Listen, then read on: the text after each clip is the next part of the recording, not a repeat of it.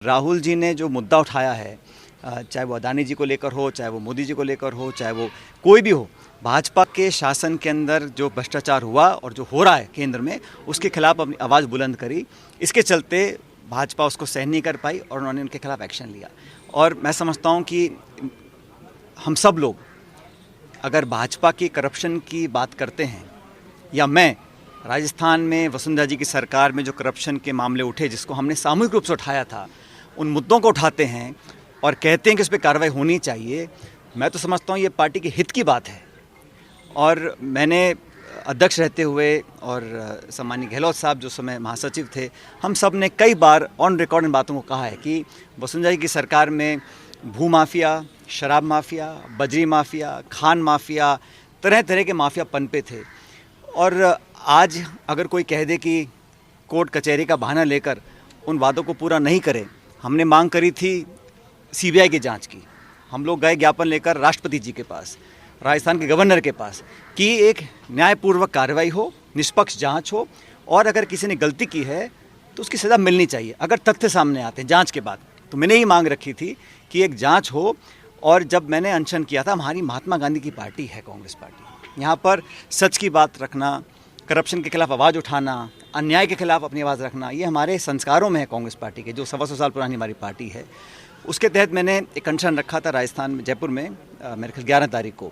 आज 2 हफ्ते हो गए हैं, अभी तक कोई कार्रवाई हुई नहीं है। मैं इसलिए पुनः बड़ी विनम्रता से आग्रह कर रहा हूँ कि हमने जो स्वयं वादे किए थे, जनता को विश्वास में लेकर आए थे, और 2013 से 18 के बीच में हम जनता के बीच जब गए थे, तो सबसे प्रमुख, आप सब लोगों को याद होगा, सबसे प्रमुख मुद्दा यही था कि वसुंधरा जी की करप्शन को हम एक्सपोज करेंगे। हमारी सरकार बनने के बाद कई कार्रवाई हुई हैं, जिसका मैं स्वागत करता हूं। जैसा खुद मुख्यमंत्री जी ने कहा, एसीबी बड़ा सक्रिय है, बड़े छापे डाले हैं, अधिकारी, आईएएस, आरएएस, आईपीएस, नाना प्रकार के लोगों को रंगे हाथों पकड़ा है। ये स्वागत योग्य कार्रवाई है। मैं समझता हूँ इसमें हम लोगों को इसका बहुत वेलकम करना चाहिए। लेकिन हम लोग जब सत्ता में आए थे, 5 साल विपक्ष में रहे, तो हमने ये कभी नहीं कहा था कि हम कार्रवाई कर कर पटवारियों को पकड़ेंगे, अधिकारियों को पकड़ेंगे, इसलिए मैं वोट दीजिए। हमने कहा था कि हम वसुंधरा जी के कार्यकाल में जो करप्शन हुआ है उस पर कार्रवाई करेंगे। इस बात को सुनकर जनता ने हमको वोट दिया था, तो वो करना बहुत ज़रूरी है। मैं समझता हूँ अब बहुत कम समय रहा है चुनाव से पहले, इसलिए उस पर कार्रवाई करनी चाहिए। और मेरा ऐसा मानना है कि करप्शन के खिलाफ जब पूरी कांग्रेस पार्टी लामबंद है, और मैं खुद जब व्यक्तिगत रूप से प्रचार करता हूं पूरे देश में, जहां जहां मुझे पार्टी बोलती है प्रचार करने के लिए, चाहे वो उत्तराखंड हो, हिमाचल हो, यूपी हो, गुजरात हो, मध्य प्रदेश, पंजाब, जहां भी हम जाते हैं, वहां पर भाजपा के करप्शन को एक्सपोज करने का काम करते हैं। तो राजस्थान में जब वसुंधरा जी के शासन में जो करप्शन हुआ, जिसको हम सब ने स्वीकार किया, उस पर अगर हम एक्शन नहीं लेंगे तो मैं समझता हूँ गलत होगा। इसलिए मैं चाहता हूँ कि इस पर एक्शन लिया जाए। और करप्शन एक ऐसा मुद्दा है जो प्रदेश और देश में दीमक की तरह इसको खा रहा है, संस्थाओं को कमज़ोर कर रहा है। और अभी जो पेपर लीक के मामले हुए, कुछ लोगों को पकड़ा गया, बाबूलाल कटारिया को पकड़ा गया। पहले कहा गया था कि कोई नेता, कोई अधिकारी पेपर लीक में सम्मिलित नहीं है। मैंने पहले भी कहा था, मैं नागौर में सभा में मैंने कहा था कि बड़े से बड़ा व्यक्ति हो, जो सरगना है, जो मास्टरमाइंड है, छोटे मोटे दलाल पकड़कर तो अच्छी बात है, लेकिन इसकी तह तक जाना पड़ेगा। और इसके आज जो अरेस्ट हुआ है आरपीसी के सदस्य, ये कैसे सदस्य बने, किसने रेकमेंड किया था, इसकी तह तक जाना पड़ेगा, क्योंकि कहीं ना कहीं तार और जुड़े होंगे। इसलिए जांच रुकनी नहीं चाहिए। पेपर लीक बहुत बड़ा मुद्दा है, और अगर कुछ हमें तथ्य मिले हैं, कुछ कार्रवाई करी है, तो अच्छी बात है, उसका हम सब स्वागत करते हैं। लेकिन यहाँ पर रुकना नहीं पड़ेगा, हमको और आगे जाना पड़ेगा। इसलिए हम हमेशा चाहते हैं कि हम जो कहें और जो करें उसमें फ़र्क नहीं आना चाहिए। इसलिए मैं भ्रष्टाचार के मुद्दे पर अपनी बात पर कायम हूँ।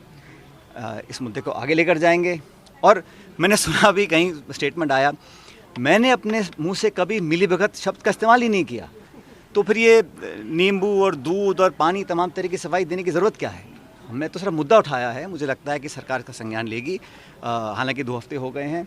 अभी मैं उम्मीद करता हूँ कि कांग्रेस पार्टी और विशेष रूप से हमारी सरकार जो अशोक जी की नेतृत्व में बनी है, इस सरकार पे अब कम समय रहते ही कार्रवाई करने का समय आ चुका है। 2 सप्ताह में कार्रवाई नहीं हुई, उधर आपको तो अनशन से पहले ही एक तरीके से प्री नोटिस दे दिया गया। आपके जो अनशन था उसको एंटी पार्टी बता। मैंने भी वो स्टेटमेंट देखा था जो जारी हुआ था, मुझे थोड़ा आश्चर्य हुआ, क्योंकि मैं अनशन किस मुद्दे पर कर रहा था इसकी जानकारी सबको थी। भारतीय जनता पार्टी और वसुंधरा जी के कार्यकाल में हुए करप्शन के खिलाफ आवाज़ उठाना किसी भी दृष्टि से एंटी पार्टी नहीं हो सकता, ऐसा मैं मानता हूँ। और मैंने बड़े स्पष्ट शब्दों में कहा था कि मैं किसी व्यक्ति का जानबूझ के विरोध नहीं कर रहा हूँ, मैं लांछन नहीं लगा रहा हूँ, आरोप नहीं लगा रहा हूँ। सिर्फ भाजपा के कार्यकाल में हुए करप्शंस को मैं चाहता हूँ उसकी तहकीकात हो, ताकि जनता जब 6 महीने बाद हम वोट मांगने जाएंगे, लोगों को लगना चाहिए कि ये लोग जो बोलते हैं कर दिखाते हैं। लेकिन दुर्भाग्यवश अभी तक कार्रवाई हुई नहीं। मैंने अखबारों में पढ़ा, कुछ कहीं किसी ने कहा कि कोई PIL हो गई थी, डिसमिस हो गई थी, और मतलब लेकिन कोर्ट कचहरी के बहाने कर हम जांच CBI को ना दें, मैं समझता हूँ ये सही नहीं है, इस पर कार्रवाई करनी चाहिए। पायलट साहब, भरत सिंह कुंदनपुर प्रमोद जैन भाई पे आरोप लगाते हैं, सईम लोढ़ा आरोप लगाते हैं, आपने आरोप लगाया तो उसको पार्टी, अरे भाई, वो तो आरोप लगा रहे हैं कांग्रेस सरकार के ऊपर, मैं तो आरोप लगा रहा हूँ BJP सरकार के ऊपर। ये कैसे पार्टी का विरोध हो सकता है?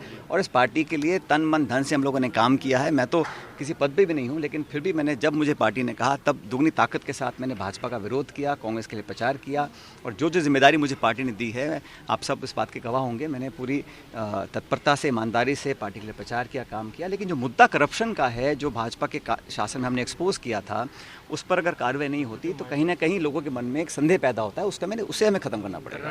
आपके जो समर्थक हैं, कुछ विधायक हैं, वो ये कह रहे हैं कि पावरलेस है मंत्री, पावर शेयरिंग नहीं है सरकार में। देखिए, ये हमारे जो प्रभारी रंधावा साहब बहुत संजीदा व्यक्ति हैं, बहुत सुलझे हुए व्यक्ति हैं, समझदार हैं, अनुभवी हैं।